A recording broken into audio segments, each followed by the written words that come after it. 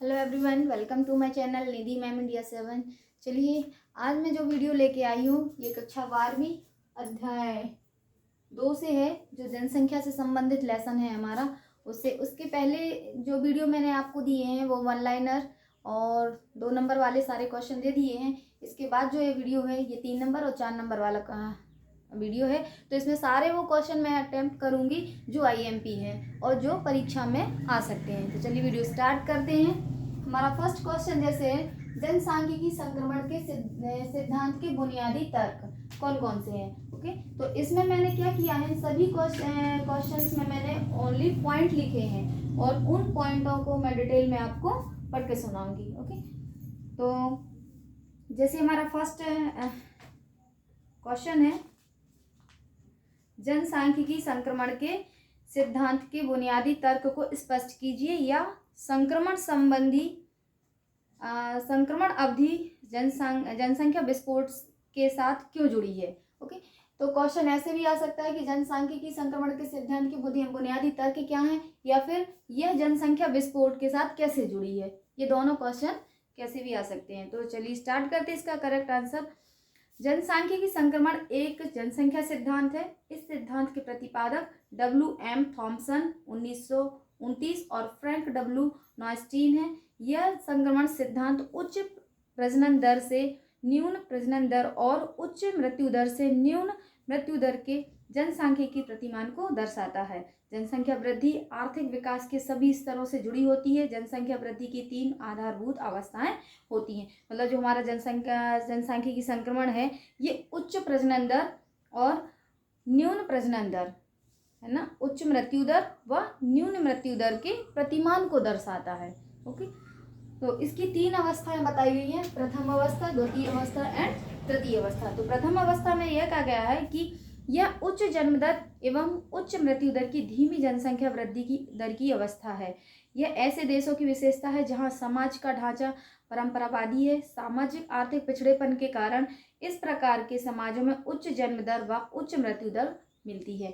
मतलब इस अवस्था में बताया गया है कि ऐसे देश जहाँ पे जन्म दर भी अधिक है और मृत्यु दर भी अधिक है, तो वहाँ पे क्या होता है कि जो जन्म दर होती है और मृत्यु दर होती है वो समान होती है। ठीक है, यहाँ पे जन्म दर और मृत्यु दर में ज्यादा अंतर नहीं पाया जाता है।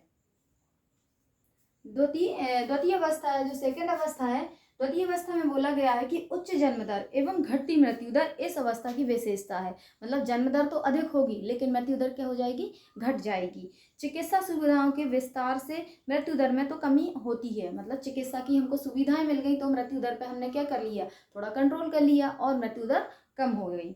परंतु सामाजिक आर्थिक परिस्थितियों में विशेष अंतर नहीं होने के कारण जन्म दर में अपेक्षित कमी नहीं आती है। इस अवस्था वाले देशों में खाद्यान्न की कमी प्रमुख समस्या होती है, क्योंकि जन्म दर अधिक हो रही है और मृत्यु दर कम हो रही है, तो वहाँ पे क्या हो गया, जनसंख्या बढ़ जाएगी। जब जनसंख्या बढ़ जाएगी और खाद्यान्न की जो उत्पादन करने की क्षमता है वो उतनी ही है, तो वहाँ पे हमको क्या खाद्यान्न की कमी महसूस देखने को मिलेगी।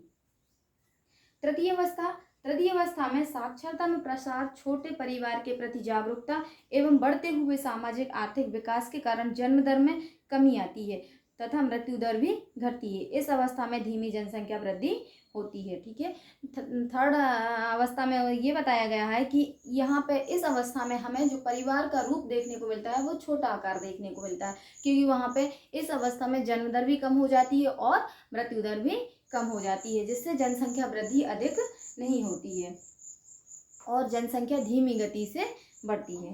तो संक्रमण अवधि, इस अवस्था में जनसंख्या वृद्धि की दर काफ़ी ऊंची होती है, जबकि बेहतर स्वास्थ्य सुविधाओं, पोषण तथा आधुनिक चिकित्सा तकनीक के कारण मृत्यु दर में कमी आती है।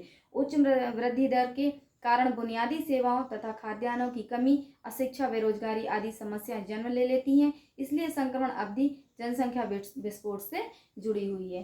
ठीक है, ये अगर पूछा जाता है कि जनसांख्यिकी संक्रमण के सिद्धांत के बुनियादी तर्क, तो प्रथम अवस्था, द्वितीय अवस्था, तृतीय अवस्था। ओनली अगर पूछा जाता है कि जनसांख्यिकी संक्रमण क्या है, तो जनसांख्यिकी संक्रमण है जब जन्म दर अधिक हो जाता है और मृत्यु दर कम हो जाती है। तो अचानक से क्या होता है कि जनसंख्या वृद्धि दर बढ़ जाती है, जिसके कारण हमें बेरोजगारी, भुखमरी, खाद्यान्न आपूर्ति, ये सारी समस्याएं देखने को मिलती हैं। वो क्या कहलाएगा? जनसांख्यिकी संक्रमण। ओके, चलिए नेक्स्ट क्वेश्चन है, जनसंख्या नीति को सफल बनाने के लिए सुझाव।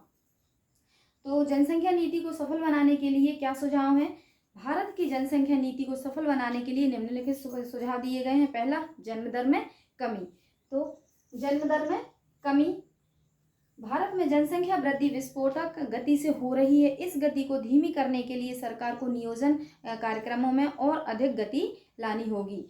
सेकंड पॉइंट है, राज्य की आवश्यकता अनुसार कार्यक्रम। राज्य की जनसंख्या नीति में विभिन्न राज्यों की आवश्यकताओं को भी ध्यान में रखा जाना चाहिए। थर्ड पॉइंट है, परिवार कल्याण को प्रोत्साहन। जनसंख्या नीति को सफल बनाने के लिए हमें परिवार कल्याण कार्यक्रमों पर और अधिक ध्यान देना होगा। इस कार्यक्रम का संचालन बच्चों के स्वास्थ्य एवं शिक्षा, स्त्रियों के लिए उच्च पोषण तथा उनकी अच्छी देखभाल के साथ किया जाना चाहिए। शिक्षा का प्रसार फोर्थ पॉइंट है, जनसंख्या की वृद्धि दर को घटाने का चौथा उपाय शिक्षा का प्रसार है। शिक्षा के द्वारा हम लोगों को बड़े व छोटे परिवार के लाभ व गुणों के संबंध में जानकारी दे सकते हैं। फिफ्थ पॉइंट है, निम्न वर्ग में अधिक प्रचार। परिवार नियोजन कार्यक्रम का प्रचार प्रसार निम्न वर्ग में अधिक से अधिक किया जाना चाहिए।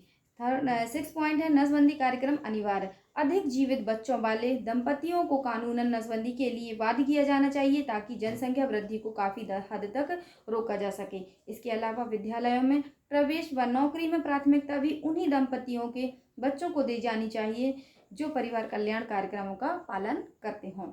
ऐसा करने से जनसंख्या नीति को सफल बनाने में काफ़ी योगदान मिल सकता है। ओके, तो ये हमारा सेकंड क्वेश्चन था। अब आता है हमारा थर्ड क्वेश्चन कि जन्म दर और मृत्यु दर। तो देखिए, जन्म दर और मृत्यु दर क्या है? जब जनानिकी अध्यापन जन्म दर और मृत्यु दर का क्या अर्थ है? कारण स्पष्ट कीजिए कि जन्म दर में गिरावट अपेक्षाकृत धीमी गति से क्यों आती है जबकि मृत्यु दर बहुत तेजी गति से गिरती है। तो इसका करेक्ट आंसर है, जनानिकी के अध्ययन में जन्म दर तथा मृत्यु दर का विशेष महत्व होता है। जन्म दर एक निर्धारित अवधि के दौरान किसी क्षेत्र में 1000 व्यक्तियों के पीछे जितने बच्चे जन्म लेते हैं उसे जन्म दर कहते हैं। मतलब जन्म दर क्या है कि एक निर्धारित अवधि के दौरान 1000 लोगों में कितने बच्चे जन्मे हुए हैं, तो वो क्या कहलाएगा? जन्म दर कहलाएगा। मृत्यु दर इसी तरह से कि एक निर्धारित अवधि के दौरान 1000 लोगों में मृतकों की संख्या क्या कहलाती है? मृत्यु दर कहलाती है। जन्म दर पर मुख्य रूप से विवाह की आयु, प्रजनन क्षमता, वातावरण की स्थितियों, सामाजिक स्थितियों, धार्मिक विश्वासों तथा शिक्षा का प्रभाव पड़ता है, इसलिए यह उच्च बना रहता है। जबकि सार्वजनिक स्वास्थ्य के विभिन्न उपाय तथा चिकित्सीय प्रगति मृत्यु दर को निर्धारित कर लेती है। प्रत्येक व्यक्ति उच्च श्रेणी की बेहतर चिकित्सा तथा तकनीकी सेवाओं का सहारा लेती है। अतः जन्म दर का संबंध लोगों की मनोवृत्ति, विश्वास तथा मूल्य से है। इसलिए जन्म दर में गिरावट अपेक्षाकृत धीमी गति से होती है और मृत्यु दर में बहुत तेजी से गिरती है। नेक्स्ट क्वेश्चन है हमारा, जनसंख्या की आयु संरचना का अर्थ है। मतलब आयु संरचना से आपको क्वेश्चन आता है कि जनसंख्या की आयु संरचना का क्या अर्थ है, आर्थिक विकास और समृद्धि के लिए इसकी क्या प्रासंगिकता है। तो आयु संरचना क्या होती है, सबसे पहले हमें ये समझना होगा। तो आयु संरचना क्या है? जनसंख्या की आयु संरचना का अर्थ है किसी देश की आबादी की आयु संरचना, अर्थात विभिन्न आयु वर्गों में व्यक्तियों का अनुपात। तो जो व्यक्तियों का अनुपात होता है वही क्या कहलाता है? आयु संरचना। जैसे 0 से 15 वर्ष, 14 वर्ष क्या है? 0 से 14 वर्ष आश्रित वर्ग बच्चे, 15 से 59 कार्यशील वर्ग युवक और 60 वर्ष से ऊपर पराश्रित बुजुर्ग। अब ये आश्रित वर्ग, कार्यशील वर्ग और ये वर्ग क्यों लिखा है? तो देखिए, 0 से 14 वर्ष के बच्चे जो होते हैं वो आश्रित होते हैं किस पर? माता पिता पर, अपने परिवार पर, है ना। इसलिए इस आयु वर्ग को क्या बोला जाता है? आश्रित वर्ग। ये क्वेश्चन 2 नंबर के क्वेश्चन में भी आ सकता है, 1 नंबर में भी, कि आश्रित आयु वर्ग क्या कहलाता है। तो 0 से 14 वर्ष के बच्चे क्या कहलाते हैं? आश्रित आयु वर्ग वाले बच्चे कहलाते हैं। नेक्स्ट है 15 से 59 वर्ष की आयु कार्यशील वर्ग युवा कहलाते हैं। मतलब जो 15 से 60 वर्ष तक के लोग होते हैं ये कार्यशील इसलिए कहलाते हैं क्योंकि ये ही हमारे परिवार का भरण पोषण करते हैं। आय के साधन जहाँ से आते हैं ये इसी पीढ़ी के द्वारा इसी एज के दौरान आते हैं, तो इसको हम बोलते हैं कार्यशील जनसंख्या। फिर 60 वर्ष से ऊपर पराश्रित वर्ग बुजुर्ग है ना, तो जो 60 वर्ष से ऊपर हो जाते हैं वो बुजुर्ग की श्रेणी में आते हैं और वह काम करने या कार्य करने की क्षमता उनकी क्या हो जाती है, कम हो जाती है, तो इसलिए उनको हम बोलते हैं कि पराश्रित। वो भी क्या हो जाते हैं, इस जो कार्यशील जनसंख्या है इस पर क्या हो जाते हैं, डिपेंड हो जाते हैं। तो इसमें लिखा है कि इस अनुपात में आयु वर्ग के लिए जाते हैं 0 से 14 वर्ष आश्रित वर्ग अर्थात बच्चे, 15 से 59 वर्ष कार्यशील वर्ग अर्थात युवा, 60 वर्ष या इससे ऊपर पराश्रित वर्ग अर्थात बुजुर्ग। निम्नलिखित सारणी के से भारतीय जनसंख्या की आयु संरचना को हम समझ सकते हैं कि देखिए 1961 में 0 से 14 वर्ष के लोग जो जनसंख्या थी वो 41 थी, 15 से 59 वर्ष 53 और 60 से ऊपर 6 लोग थे, जो कि अब 2011 की जनगणना के अनुसार देखा जाए तो 0 से 14 वर्ष के लोग बच्चे जो हैं वो 29 हैं और 15 से 59 वर्ष के लोग हैं जो 63 हैं और 60 प्लस जो हैं वो 8 हैं। ओके, और यह अनुमान लगाया गया है कि 2026 तक जो 0 से 14 वर्ष के बच्चे होंगे वो 23 होंगे और 15 से 59 वर्ष के जो होंगे वो 64 होंगे और 60 वर्ष से जो ऊपर हैं वो 12 होंगे। मतलब क्या है, मृत्यु दर पर कंट्रोल किया जाएगा और मृत्यु दर क्या होगी, गिरेगी, कम रहेगी। तो इस सारणी से पता चलता है कि भारत देश में कार्यशील वर्ग सबसे अधिक है। 1961 से 2011 तक 15 से 59 वर्ष की आयु वाले लोगों का प्रतिशत 53 से बढ़कर 63 हो गया है। इसके बाद आश्रित वर्ग की संख्या लगातार कम हो रही है। 1961 टू 2011 तक बच्चों का प्रतिशत 41% से 29% हो गया है। इससे सबसे अंत में पराश्रित वर्ग जो कि 1961 से 2011 में 6% से 8% हो गया है। इसका अर्थ यह है कि भारत में जन्म दर में क्रमशः गिरावट आ रही है और जीवन प्रत्याशा लगभग 63 वर्ष है, जिस कारण इनकी संख्या कम है। अब आर्थिक विकास तथा समृद्धि में आयु संरचना की प्रासंगिकता क्या है, तो भारत में सामाजिक सांस्कृतिक परिवर्तन तथा आर्थिक समृद्धि के कारण जनसंख्या की आयु संरचना एक सकारात्मक युवा भारत की तरफ उन्मुख हो रही है। तो दूसरा पॉइंट है आर्थिक विकास तथा जीवन की गुणवत्ता में सुधार में जीवन प्रत्याशा में क्या हुई है, वृद्धि की गई है। तीसरा पॉइंट है प्राश्रित अनुपात घट रहा है तथा कार्यशील जनसंख्या में वृद्धि भारतीय अर्थव्यवस्था में सकारात्मक समृद्धि का संकेत दे रही है। नेक्स्ट पॉइंट है चिकित्सा विज्ञान की प्रगति सार्वजनिक स्वास्थ्य के विभिन्न उपायों तथा पोषण के कारण जीवन की प्रत्याशा बढ़ी है। यह आर्थिक विकास तथा समृद्धि के कारण भी संभव हुआ है। तो ये था आपका आयु संरचना वाला क्वेश्चन। नेक्स्ट क्वेश्चन है आपका स्त्री पुरुष अनुपात। तो स्त्री पुरुष अनुपात को लिंगानुपात भी बोलते हैं। इसकी डेफिनेशन है कि 1000 पुरुषों में स्त्रियों की संख्या क्या कहलाता है, स्त्री पुरुष अनुपात कहलाता है। इसका आंसर इसमें लिखा है, क्वेश्चन पहले मैं पढ़ देती हूँ कि स्त्री पुरुष अनुपात का क्या अर्थ है। एक गिरते हुए स्त्री पुरुष अनुपात में क्या निहितार्थ हैं। क्या आप यह महसूस करते हैं कि माता पिता आज भी बेटियों की बजाय बेटों को अधिक पसंद करते हैं। आपकी राय में इस पसंद के क्या क्या कारण हो सकते हैं। तो इसका करेक्ट आंसर है स्त्री पुरुष अनुपात का अर्थ है कि प्रति 1000 पुरुषों के अनुपात में स्त्रियों की संख्या कितनी है। इसके द्वारा ही एक निश्चित समय पर समाज में स्त्री पुरुषों के बीच संख्यात्मक समानता का आकलन किया जाता है, जो कि जनसंख्या में लिंग संतुलन का महत्वपूर्ण सूचक है। ऐतिहासिक रूप से विश्व के अधिकांश देशों में महिलाओं की संख्या पुरुषों की अपेक्षा अधिक है, क्योंकि बालिका शिशुओं में बालक शिशुओं की अपेक्षा रोग प्रतिरोधक क्षमता तथा बीमारियों से लड़ने की क्षमता अधिक होती है। परंतु पिछले कुछ वर्षों से भारत में स्त्री पुरुष अनुपात में बड़े पैमाने पर लगातार कमी आ रही है। 21वीं शताब्दी में प्रति 1000 पुरुषों पर स्त्रियों की संख्या घटकर 933 रह गई है। प्रदेश स्तर पर बाल लिंग अनुपात भी चिंताजनक है। कम से कम 6 राज्यों तथा केंद्र शासित प्रदेशों में बाल लिंग अनुपात 793 से भी कम है।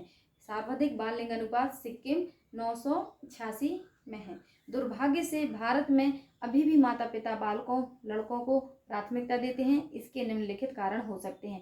पहला कि जो हमारा लिंगानुपात है या स्त्री पुरुष अनुपात है, इसके क्या कारण है ना, कि क्यों ये लिंगानुपात इतना अंतर है हमारे। तो इसके प्रमुख कारण है जागरूकता तथा शिक्षा का अभाव। दूसरा पॉइंट है सामाजिक कुरीतियाँ। तीसरा पॉइंट है सामाजिक तथा सांस्कृतिक कारक। चौथा है धार्मिक तथा सांस्कृतिक विश्वास। और पांचवा है आर्थिक कारण। तो जागरूकता फर्स्ट हमारा पॉइंट जो है जागरूकता तथा शिक्षा का अभाव। इसमें बताया गया है कि अज्ञानता तथा संकुचित प्रवृत्ति के कारण भारतीय समाज में लोग बेटियों को समान दर्जा नहीं देते हैं। वे सोचते हैं कि बुढ़ापे में केवल उनका बेटा ही हमारा सहारा बनेगा। उनके आवास, रहने पीने, खाने पीने, परंपराओं तथा अन्य जिम्मेदारियों को लड़का ही निभा सकता है।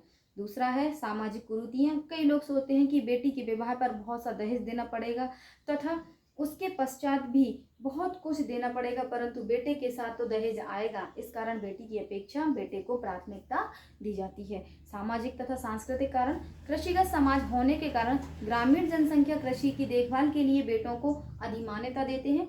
केवल बेटा ही परिवार का वारिस माना जाता है तथा वंश को आगे बढ़ाने की इच्छा लोगों को लड़का प्राप्त करने के लिए प्रेरित करती है। धार्मिक तथा सांस्कृतिक विश्वास। ऐसा माना जाता है कि केवल बेटा ही अपने माता पिता की अंत्येष्टि तथा उनसे संबंधित रीति रिवाजों को करने का हकदार है। आज भी बेटा प्राप्त करने के लिए बलि दी जाती है। आर्थिक कारण। भारतीय समाज का प्रमुख पेशा कृषि है। ग्रामीणों का ऐसा मानना है कि कृषिगत संपत्ति लड़कियों को नहीं दी जा सकती, क्योंकि शादी के बाद तो वे दूसरे गांव, शहर या नगर में चली जाएंगी। निष्कर्षतः यदि ऐसे ही निम्न शिशु लिंगानुपात जारी रहा तो हमारी सामाजिक संरचना पर बहुत ही बुरा प्रभाव छोड़ेगा, खासकर विवाह जैसी संस्थाओं पर। तो ये सभी इसी पुरुष लिंगानुपात के कारण थे। और भी इसमें दो तीन क्वेश्चन है जो मैंने नहीं लिखे हैं, तो मैं आपको इसमें सुना दे रही हूँ कि कौन कौन से क्वेश्चन और भी इम्पोर्टेंट है। जैसे नेक्स्ट क्वेश्चन है कि भारतीय समाज में ग्रामीण नगरीय संयोजन का क्या अर्थ है। भारतीय समाज में ग्रामीण नगरीय संयोजन के वर्तमान आधारों की विवेचना कीजिए। तो इसका करेक्ट आंसर है ग्रामीण नगरीय संयोजन से आशय ग्रामीण एवं नगरीय जनजीवन में रहन सहन के स्तर में अन्य भौतिक संसाधनों के प्रयोग में समानता लाने से है, अर्थात ग्रामीण नगरीय विभाजन में कमी आने से है। भारतीय समाज में स्वतंत्रता के बाद अनेक ऐसी दशाएं उत्पन्न होने लगी जिनकी वजह से ग्रामीण नगरीय भेद में तेजी से कमी आई है। नई प्रौद्योगिकी फलस्वरूप ग्रामीण और नगरीय समुदाय एक दूसरे से जुड़ते जा रहे हैं।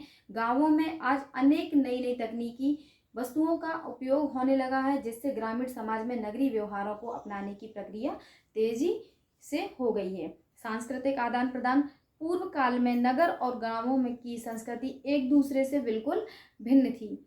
आज गांवों और नगरों के बीच सांस्कृतिक आदान प्रदान बढ़ने से दोनों के संबंध अधिक मजबूत बनने लगे हैं। नई बाजार व्यवस्था भी ग्रामीण और नगरीय संयोजन का प्रमुख आधार बन गई है।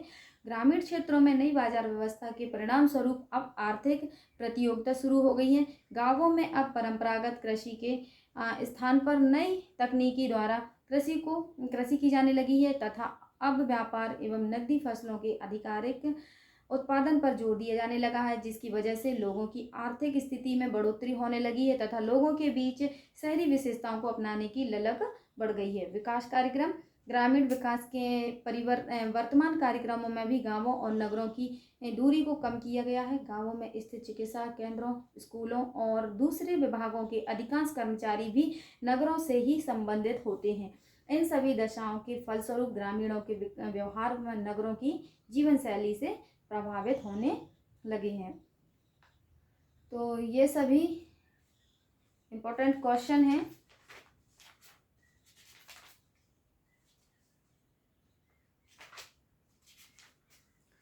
भारतीय समाज की जनसंख्या संरचना के। इसके बाद ये लेसन यहाँ पर कंप्लीट होता है। आई होप कि आप सभी को ये जो वीडियो है ये सभी अच्छे लगे होंगे। आप सब अच्छी तैयारी कीजिए। क्या है कि जो हमारी बुक है समाजशास्त्र की, तो ये बुक जो है इसमें जो लेसन है टोटल वो लेसन 4 हैं, 4 से 5 लेसन है। जिसमें क्वेश्चन आंसर बहुत कम दिए हैं और हमेशा बीच से ही क्वेश्चन पूछे जाते हैं। तो आप ये बुक भी अच्छे से पढ़िए, इसमें आपको सारे क्वेश्चन मिल जाएंगे, आंसर मिल जाएंगे, जो मैंने आज आपको पढ़ के सुनाए हैं सारे क्वेश्चन आंसर इसमें आपको बीच से ही निकालने पड़ेंगे और वन लाइनर भी। तो चलिए मिलते हैं नेक्स्ट वीडियो में नेक्स्ट लेसन के साथ, नेक्स्ट सेशन के साथ। Thank you so much.